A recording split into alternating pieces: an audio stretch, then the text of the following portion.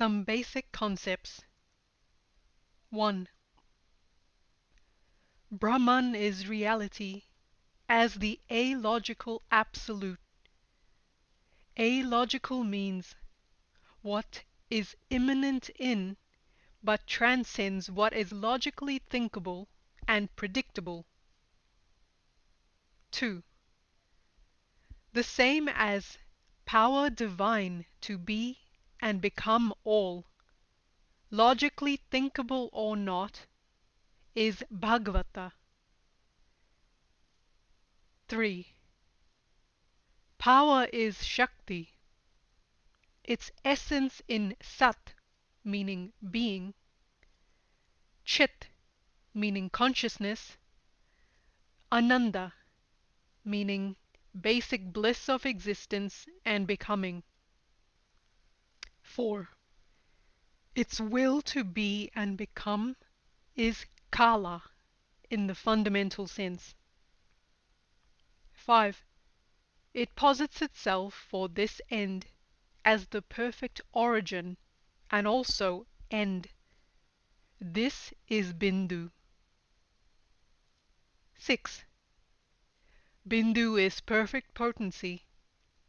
This as perfect patency is Nada. 7. Creative process relates to and is determined by these two perfect limits. The relating and determining function is also Kala in the deriving sense. 8. What results or is produced is Kala also.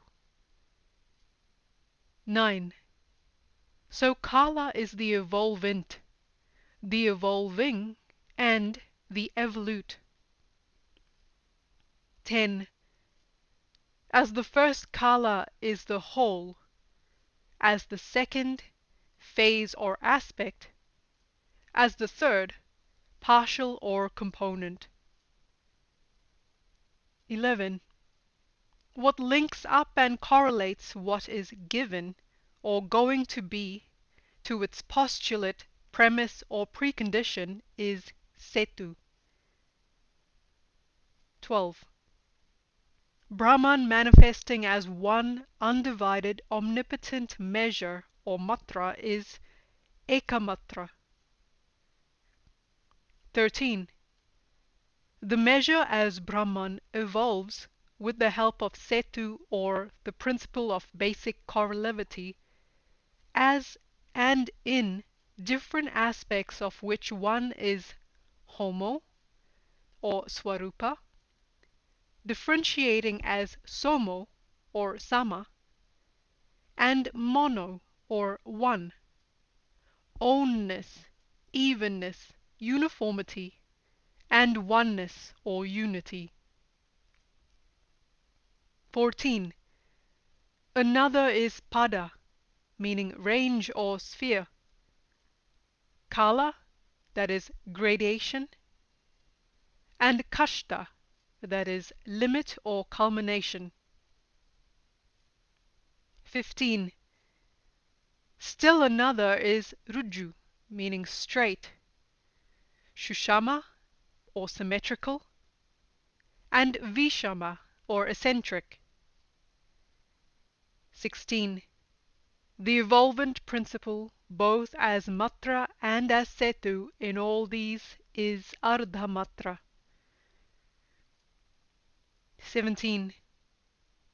Ardhamatra is also the setu of withdrawal or upasama from the creative ensemble. 18. Besides as aspect, Ardhamatra also operates as function, hence mantram, yantram and tantram. 19. What coordinates, that is, brings to a common point of reference, components and lines of power manifestation is Viharti. For example, a system of coordinate axes with reference to an origin in Yantram. 20. This is basically threefold. this or bhur, that or swar, and their correlating and interacting, not therefore void, interval, that is bhuvar, neither this nor that. 21. Creation is original, being the free manifestation of Ananda, meaning basic bliss and joy. Yet it looks like and is analyzable as a pre-established picture. It is also in the final emergences of logico-mathematical appreciation. 22. In these, Desha, Kala and Dik descend into the realms of cosmic relativity, analysis as space-time direction. 23. The relativity analysis pictures point to a basic scheme and or heart-throbbing of things and relations, to Hrileka and foundationally to Bindu. 24. To open up the direct home line to this is sadhana. 25. There is an unlimited reserve bank power given in everything evolved, which is Kundalini. 26. The direct home line of power's ascent and descent between unlimited potentiality and limitless availability or manifestation is the mystic path Shushumna. 27. The ascending and descending control and coordinating centers corresponding to the different orders of power planes and dimensions are the chakras. Note that all these are cosmic principles illustrated in various fields of experience. Chapter 7. The way that may miss and miscarry.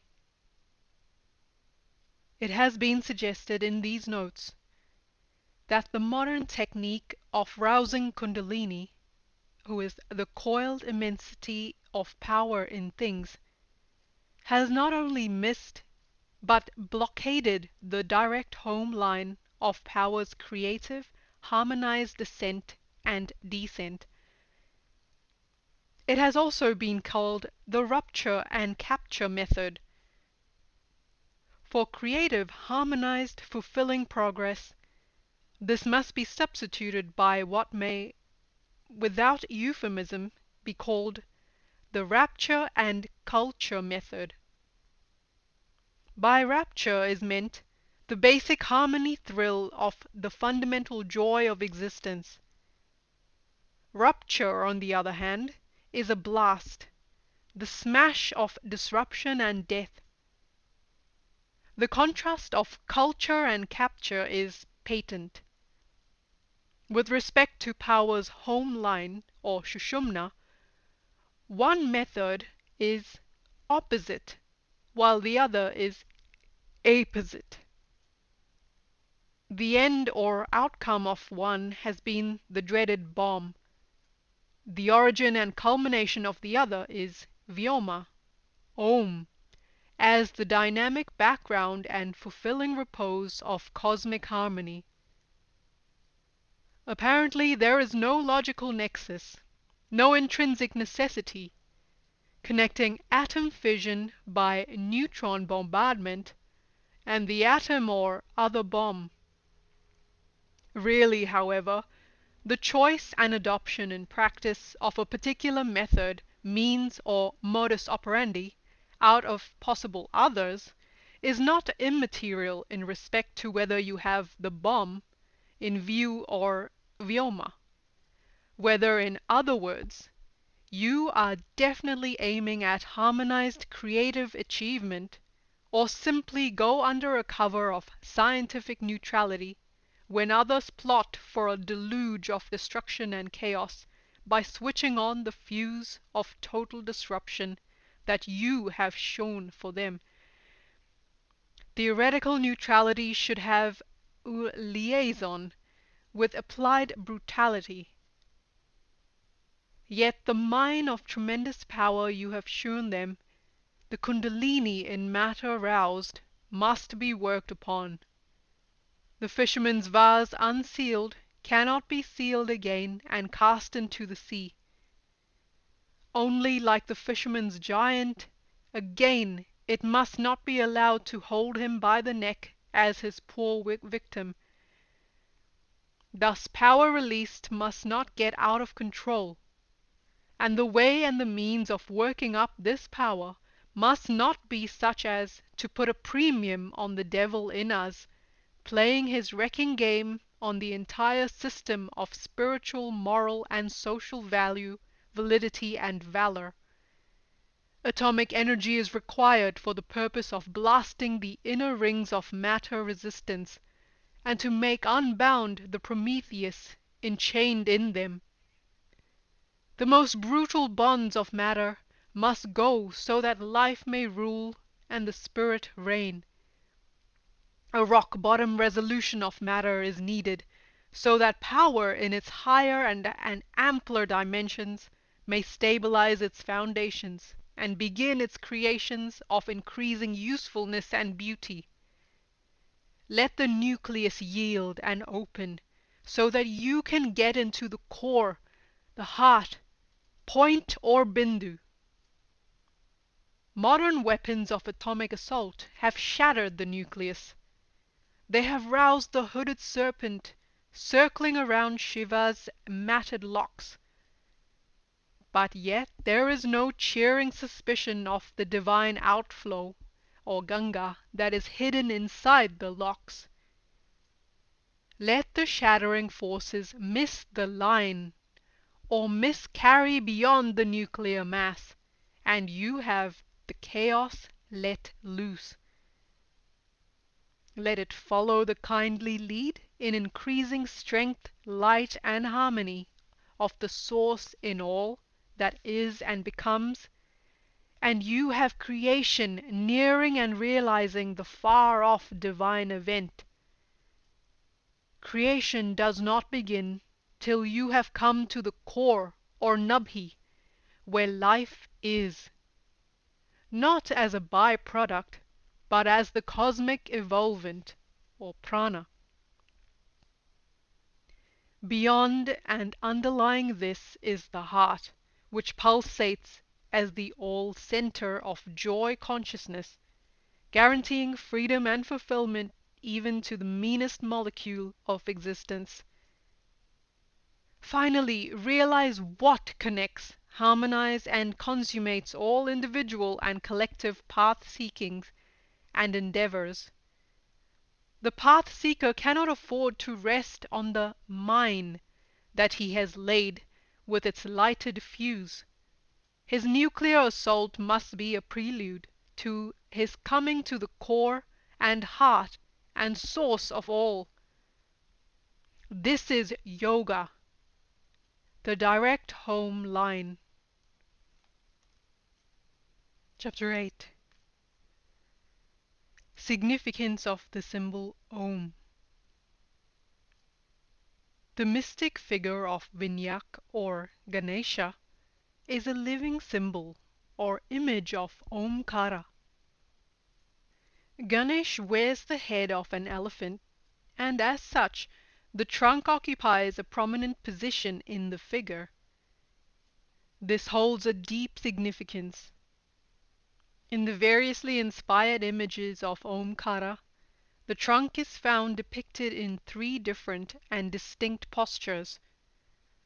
Sometimes it is upraised, sometimes it hangs downwards, in the natural manner, and again it is shown in the middle as a double trunk, in which the ends are curled up and down.